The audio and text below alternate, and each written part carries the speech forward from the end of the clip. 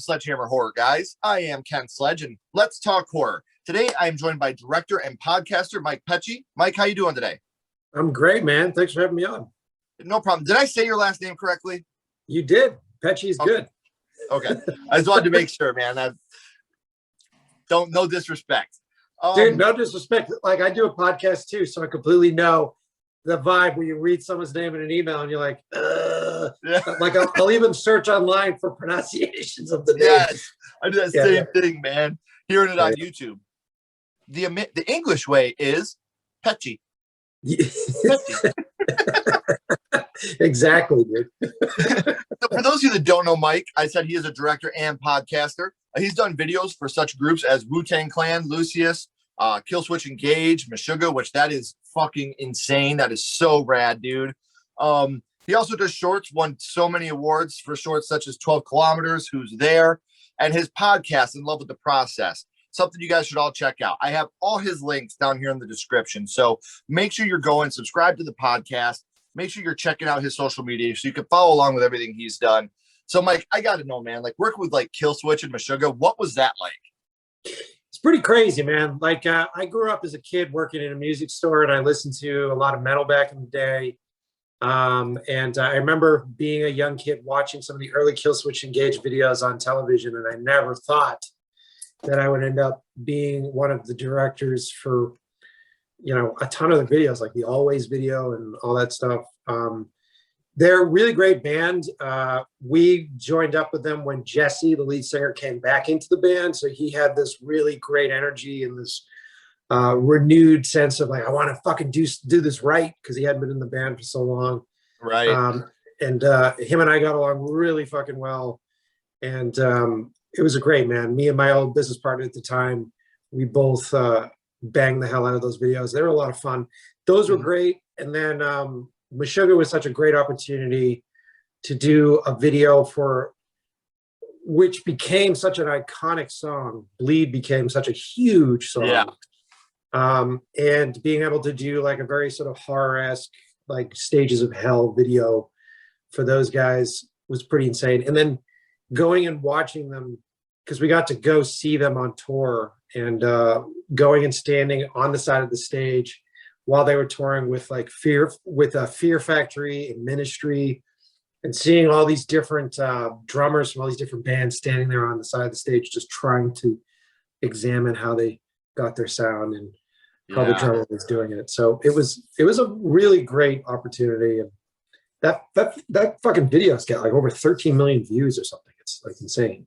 So, dude, and it's such a great video too, man.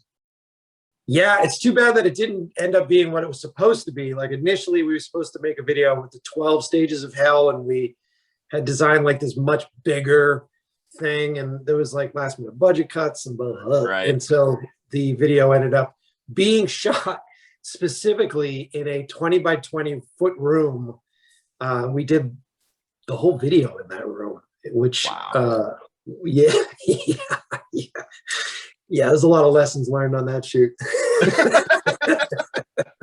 But it's cool, like you said, growing up, you know, listening to these bands and then being able to direct their videos. That's like you're doing podcasts even. You know, we get to meet some of the people and have them on that have influenced us and been a big part of our lives and things we never thought we'd be able to do. And it's such a cool feeling when you can work with these people and they're great people to be around. That makes it even better. Yeah, man, it's always dangerous when you go to meet with somebody, and half the time I'm like, I don't know if I want to work with this guy because maybe he's a piece of shit. I don't want to, you know, I don't want to know him or her for that. So the opportunity to meet people and hang out with them and be like, oh, cool, you're actually cool in real life. All right, that's great. That's really right. Great. Like you said, it's a flip of a coin, man, because there's obviously we've all been at that point where we've met someone and been like, man, that guy's a piece of shit. I really wish he wasn't a piece of shit, because I like that guy. Yeah, you know, and it's like there's a lot of reasons why people become pieces of shit. We don't need to get into that, but it's just nice when you meet somebody who understands that they've scratched a lottery ticket to get to where they are, and they still believe in that. And being a music video director, you're essentially there to help make that person look great. You're there to help sell tours. You're there to do all that stuff. And And so with bands like Killswitch and Gage, they brought us into their family, and they treat their entire touring staff as their family. And so it was just like, it was a really refreshing experience, because we've worked with other musicians that aren't that way. So it was like a very refreshing thing. And to have that earlier on in my career was a really lucky thing for me. So, and especially a band as big as them, to act as humble as they are, it really helps you to stick to your roots too, you know, yeah, because you've won plenty of awards, you know, you're climbing the ladder too.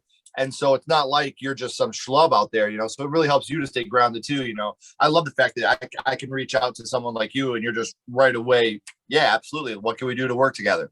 I got such a cool feeling, you know?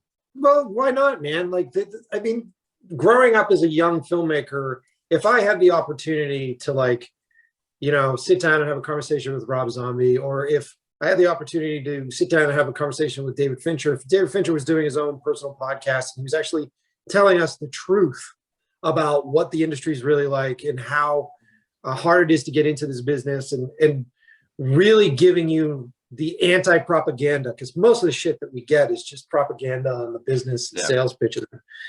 And so when I started getting a bit bigger and started to have fans and have fan following and all that stuff, I only did the podcast because I had people writing to me weekly asking me all these questions. Like, you know, it's simple shit like, how do you do your taxes when you're a cinematographer? And so I was just like, there's a better use of my time to do a podcast instead of having to answer all these different emails. And it just sort of picked up. And thankfully, because of the pandemic, I've had it.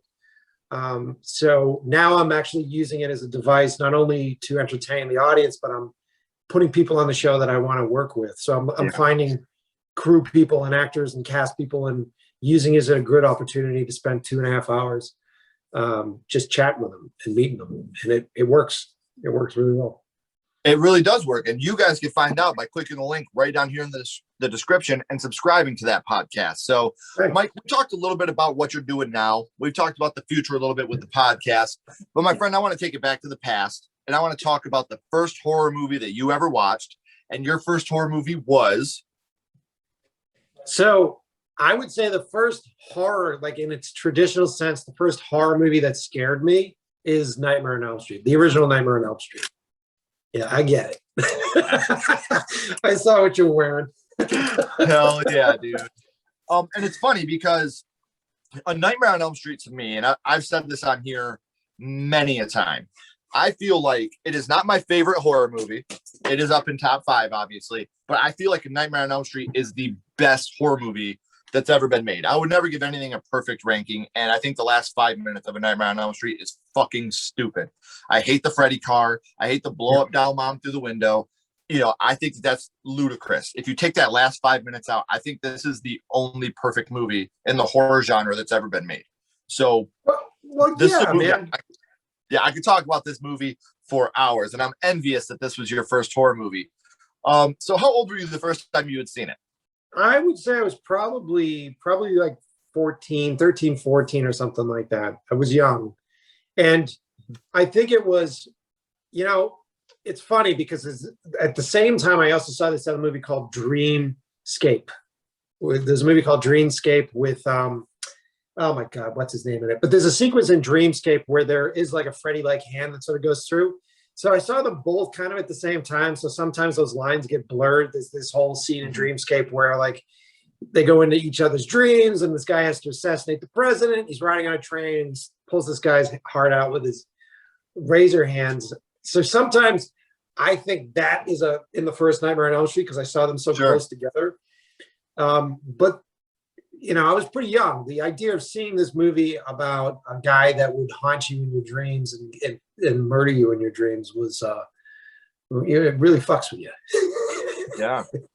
Well, and I've always said that to me, the Holy Trinity, the big 3 of horror monsters growing up for me was Freddy Krueger, Jason Voorhees, and Michael Myers. And for those 3, they were all scary for their own reasons. Michael Myers was scary to me because he was the most realistic. I mean, he takes that mask off and he's just a guy. This is something that could happen in any town, anywhere. Jason Voorhees was so inventive with his kills. He would use, you know, not just a machete, but he would beat you inside of a sleeping bag. He would shoot you with a harpoon gun. He would do these different things. But Freddy, you can't escape him. You have to go to sleep no matter what you do. You can't hide from sleep.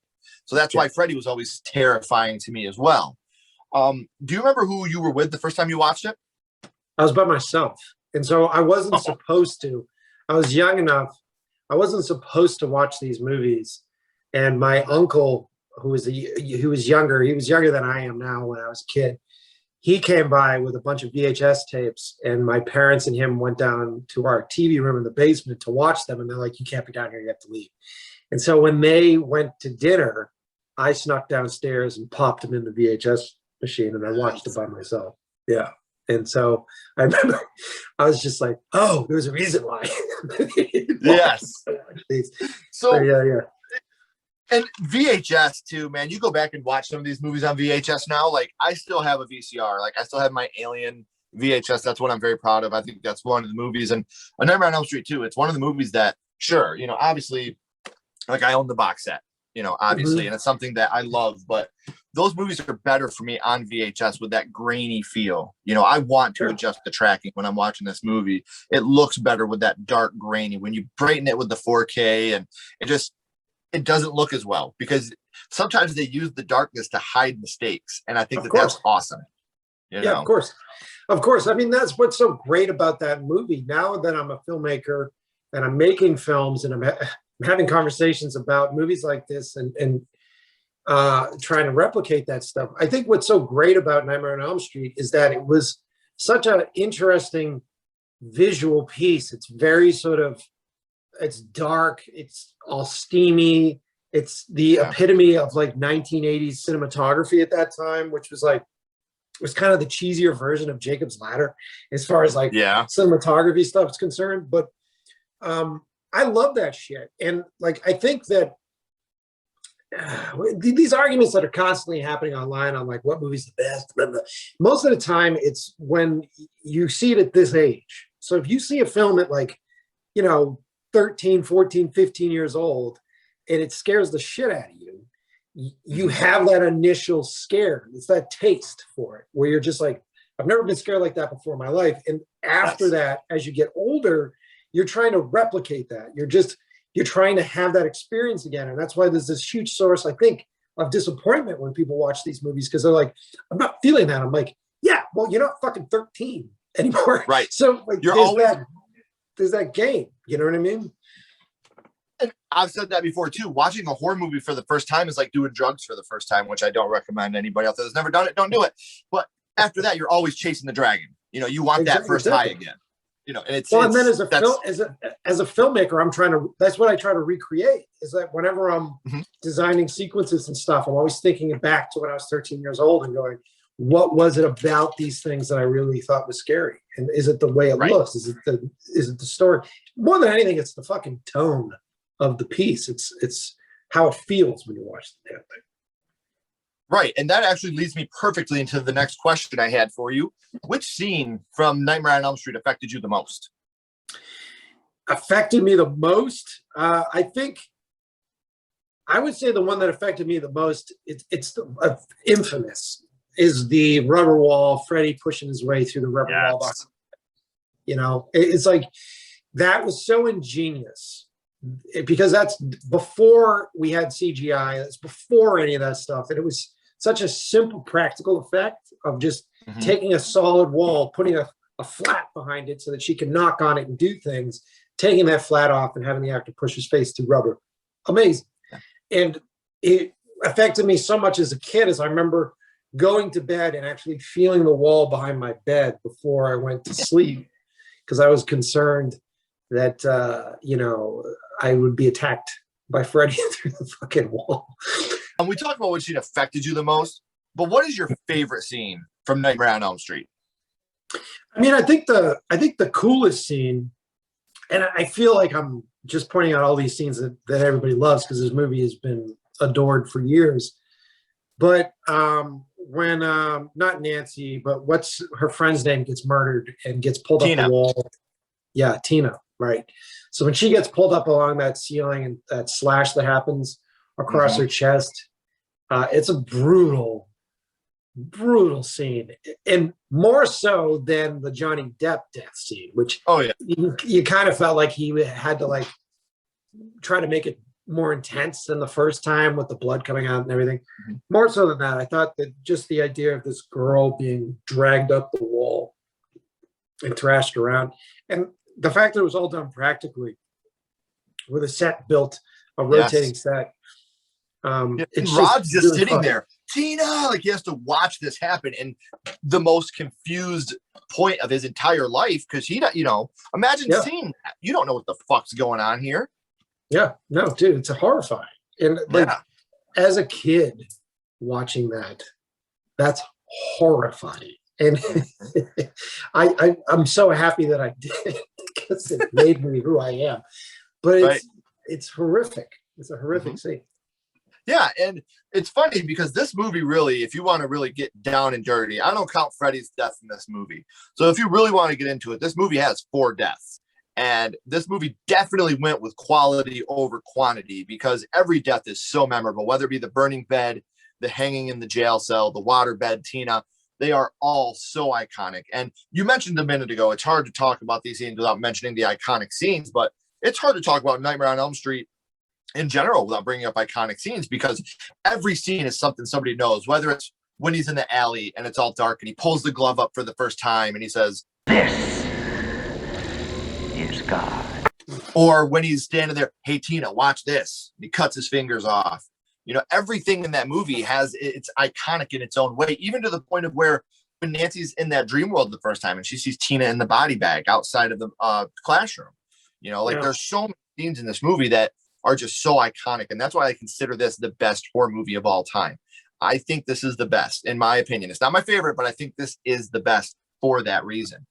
I would say I agree with you on a lot of that. I don't know if it's the best horror movie of all time, because that's such a hard, loaded question to have. But I think that for what it was, and for the originality of the bad guy and the genius notion to make this hand with razor blades on it, like it's ingenious. And then the dream, like imagine like you can't get out of the water for Jaws. Just the idea that like no matter what happens, you're always going to be going back into the water. There's no hiding. Go to sleep. Yeah, there's no hiding from it, which is great. It was genius. There's a lot of genius stuff in this movie. The reason I brought up the 4 deaths, we've talked about the Tina one, but one of my questions is, what is your favorite kill in the movie? Which is a dark way of putting it, I know. But would you say it's Tina's, or was one of the other ones your favorite? I think Tina's was the most shocking. I mean, like the hanging that happened in the jail cell. All right. It was pretty cool. Johnny Depp's scene was just like, it was more fun to watch that blood just go everywhere. Her scene was just incredibly visceral, visceral, where it's just like, just the idea of the razor blades cutting her chest and then being dragged up that wall. It harkens to a lot of the stuff that they were doing in The Exorcist, and it had a lot of those elements, but just sort of on like that 80s. So it's just on blow from the 80s, it's ramped up. Yes. But yeah, I think that's probably my favorite set piece. Let me not say favorite death. I think that's my favorite set piece in that movie. There we go. So we talked about Nightmare on Elm Street and how that movie affected you being your first horror movie. Now I want to take a little bit of a curveball here for a second, Mike, and I want to go scream on you for a second. What's your favorite scary movie? What is your favorite horror movie of all time? All time. Ooh, it's tough. I would say probably all time it's The Thing. John Carpenter's The Thing. Followed closely by Alien. And depending upon what mood I'm in, they fight each other. But Alien's a perfect movie. It isn't just a perfect horror movie. Alien's just a perfectly crafted, beautifully done. You could still watch it today and you're not like pulling apart like cheesy hands and like bad masks. Like it's a perfect fucking movie. Love Alien. Love Alien so much. Yeah. It's funny because you just mentioned three of my top four. I don't have a top five. I have a top four favorite practical effect movies, and those are in no order: Nightmare on Elm Street, John Carpenter's The Thing, Alien, and American Werewolf in London. I think American Werewolf in London to this day has the best werewolf transformation scene of any werewolf transformation scene in the history of cinema. Well, also, this thing that's really interesting about that, the effects are so phenomenal, and the practical effects and the inserts are so really fantastic. And the performance of that actor, him conveying the pain that he's going through, was really phenomenal. But it's also Landis's choice of choosing that music and that contrast between that song and these horrific things that were happening in that moment. It's that same sort of contrast that you see Tarantino use, that you see all these different directors, even Zack Snyder recently using that contrast with how he promoted the new Justice League. It's incredibly powerful. And I think there's always something, you're trying to associate a sense of reality to an unreal horror sequence. And the best way to do that for like a broad audience is with music. Yeah. You know, so it's a fucking great movie. I forgot about that movie. The movie is really phenomenal. Yeah. And it's a love story. It's a horror story. There's comedy elements. There's the darkest fucking ending of all time. American Werewolf is in my top 5 favorites. I think it's a phenomenal movie. And it's a movie I don't have to be in a certain mood to watch. I can just put it on at any time and just completely be immersed in the beauty of that movie. Even Jack, like, as you know, he's not just like this ghost that's with him. He's deteriorating. Every time you see him, he's deteriorated a little bit more, and he's rotted a little bit more. He's great in that. He's great in that. Both performers are fucking fantastic. And Landis, so funny to see him do that movie at that point, because he was primarily comedy prior to that. And so Animal House and shit. Yeah, it's fascinating to see that transition, and you see that a lot now with what's his name, Green and Danny McBride. So those guys doing the new Halloween franchise, which makes a hell of a lot of sense when you watch like Eastbound and Down and you watch how dark their comedy stuff are. So it's fascinating. Well, before we go, my friend, I always go back to the same question. We're going to go to a skull count. We're ranking Nightmare on Elm Street, 0 being the worst, 5 being the best. You can use half and quarter skulls. We're not being critics here. We're not judging it on production, acting quality, cinematography.